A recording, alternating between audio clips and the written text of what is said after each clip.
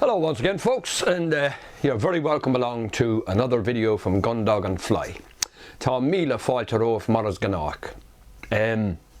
This time around I have a really nice video for you.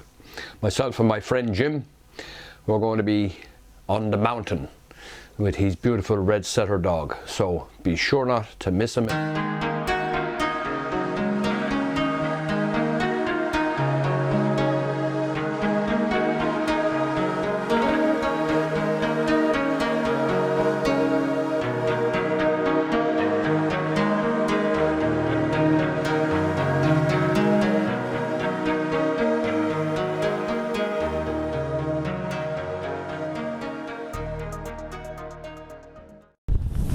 Right folks, we're here today on the Cumra Mountains in County Tipperary, and I'm with my good friend Jim here and his beautiful red setter dog Mo.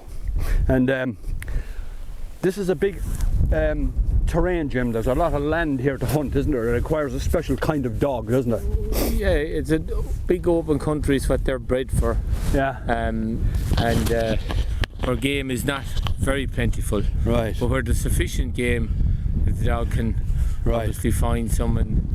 And it's all about getting up into wild places, yeah, and enjoying it. Right. And how old is Mo? He's 2.5. And like, at what age would have he been first introduced to terrain like this, big mountainous country? From about 6 months. If they're of the right mentality, they enjoy being up here. It's what they're bred for.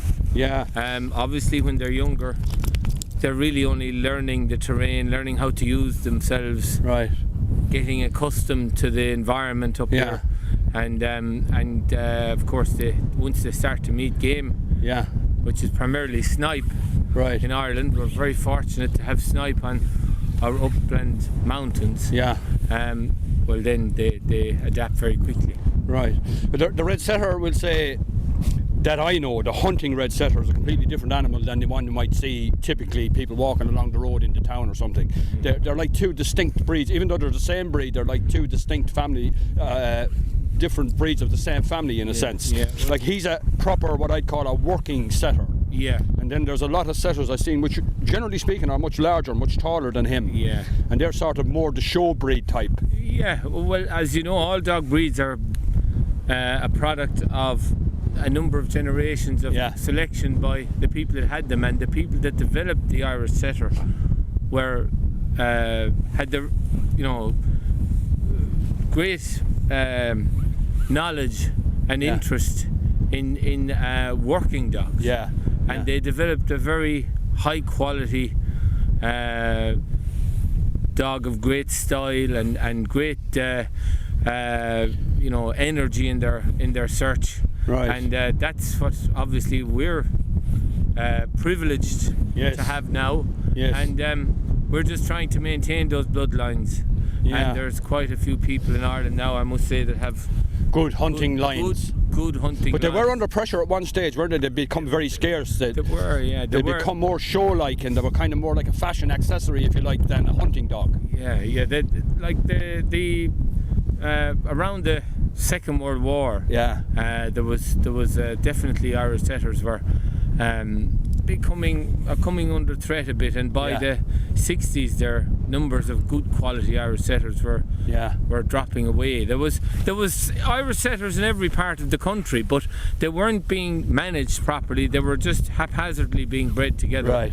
But the Irish Setter Club has certainly, I think, done well over the last 25, 30, 35 years. Yeah.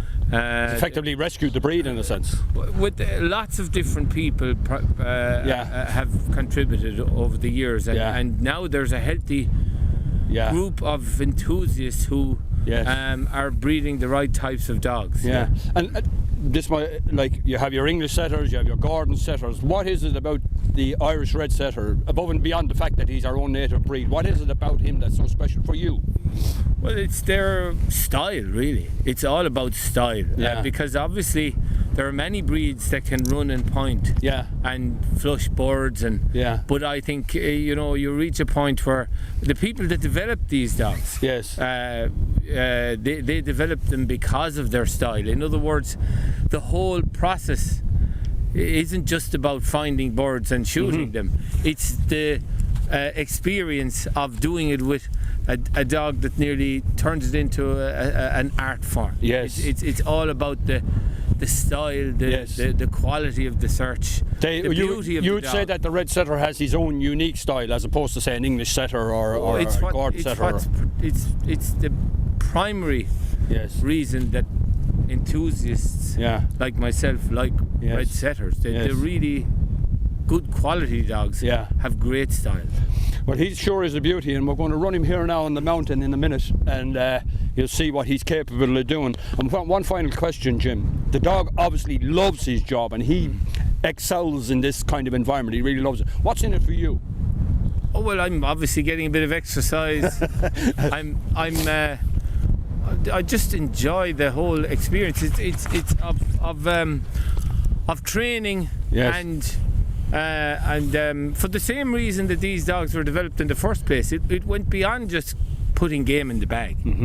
It was all about the whole experience, beauty, the beauty of the environment and the dog within it, and the way the dog dominates the environment and does so apparently effortlessly, but with pace. And obviously they have great instincts as well, you know.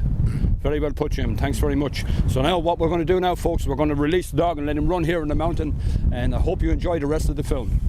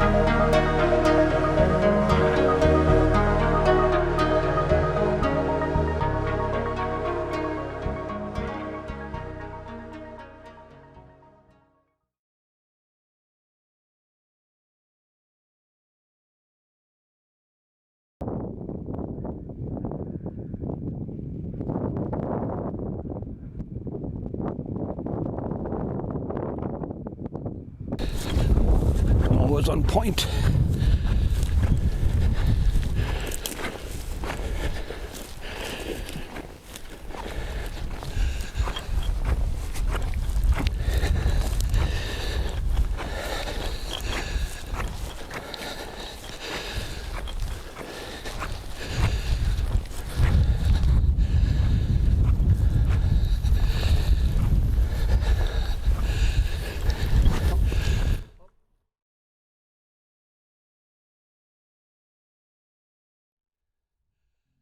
That was a beautiful find on that snipe.